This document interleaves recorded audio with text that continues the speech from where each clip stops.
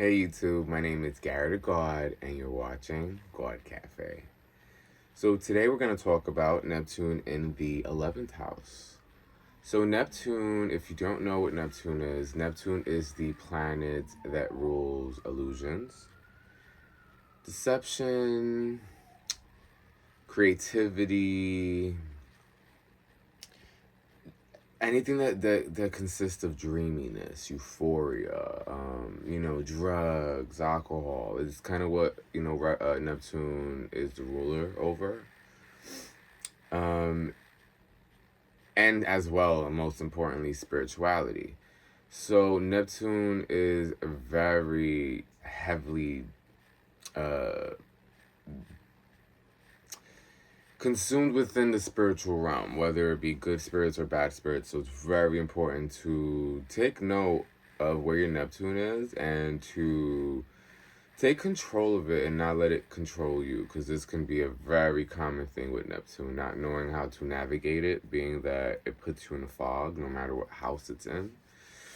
Wherever Neptune is going to be, you may feel a little foggy around this, around your understanding surrounding this house and its concepts within it. And then when you pair it with the 11th house, you have the collective, the house of Aquarius. This is where, your friendships, community, everything that has to do outside of you and with other people, teamwork, common goals, humanitarian issues, just serving the community as a whole. So everything outside of you, and because it's the opposite of Leo, it's very important to look at what's in your 5th house because it's opposite of the 11th house, and to take what Leo has to offer and to give it up for service within the 11th house. The 11th and the 12th are very similar in the sense that it has to deal with everything, outside of you and the people and the collective. So, when doing so, when looking at the 5th house, this can lend itself to your understanding of what it is that you are offering to the world.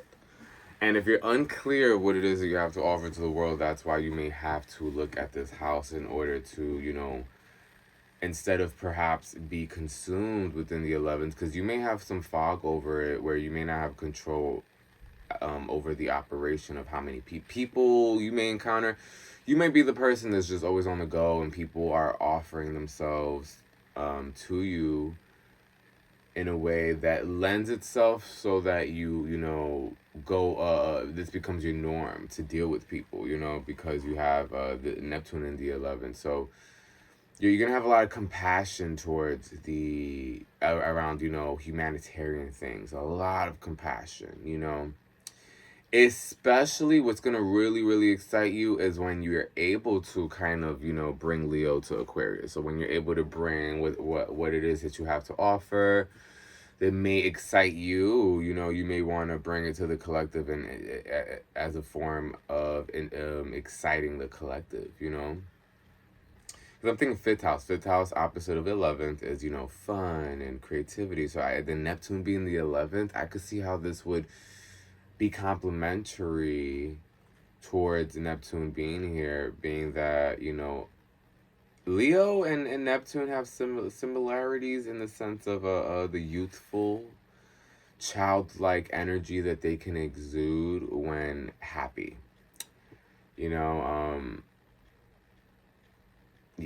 It stems from different reasons as to why both signs get to their happiness, but the energy exuded is very similar and childlike. So I can see how they are, Leo and Aquarius are opposite of each other because the similarities are very much so there.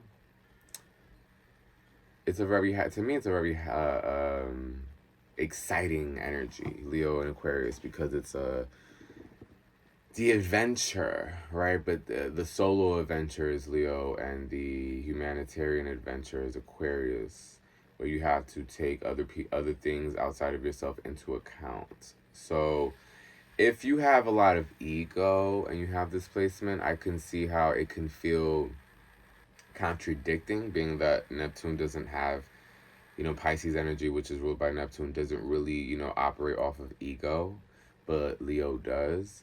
And, having Leo on the opposite end of this house can help you understand how much ego needs to be applied in balance. Because perhaps that's why it may feel a little opposing within, your energy, because it is opposing.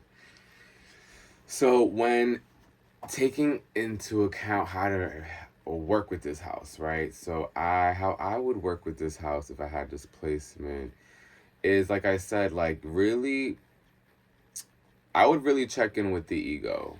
You may not have any ego because this can manifest in many ways based off of your chart, your environmental upbringing, and whatnot. So you have to really look at where you are right now and what it is that you are lacking and would like more of, so that you get a better understanding of how the planets in your chart are making you operate. So that, it's not about trashing yourself and feeling sorry, like, oh, I got these placements, oh, so sorry for me. No, no, no, my love. You buckle down and you look at that chart that you have like it's a deck of cards that you're not able to replace. So you have no other choice but to work with this deck of cards. So how do you make this deck of cards, which is your chart, work for you? And that's very important to take into account. You can't go against what you are or what is. All you can do is alchemize with it, right? Picture making something out of nothing with scraps of paper for arts and crafts, because you just, I don't know, let's say you went to art class and now you're running a little late and everybody used up all the papers and now you have only scraps to work with, but somehow you make the most best masterpiece because you do well with whatever you have if you let your mind stay there, and you let the pressure of like, oh my god, I need to create something right now or else this is my grade. That pressure in itself, that's kind of what this gives me. It's kind of like the pressure from the world can allow you to understand what parts of your ego needs to show up into the 11th house. So like what parts of the 5th house needs to operate within the 11th house so that you could be effective with Neptune being here, being that Neptune places a fog over any house and can distort your clarity and can make you be a little deluded as to what's right or wrong, right? So this is another thing with Neptune, the two fishes swimming opposite directions at the same time. So your reality may appear one way, but your perspective may shift as to how you perceive it, making you in turn see it differently altogether and reacting, hence manifesting, differently from where you initially wanted to.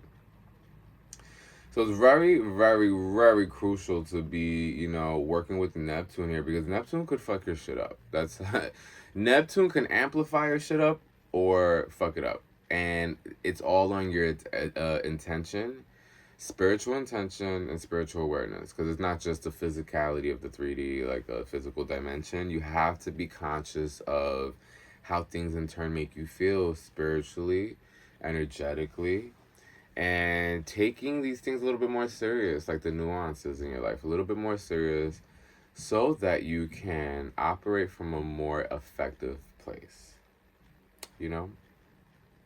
Anyway, fellow Gawds and Goddesses, thank you for watching Gawd Cafe. I am your host, Gary the Gawd. Until next time.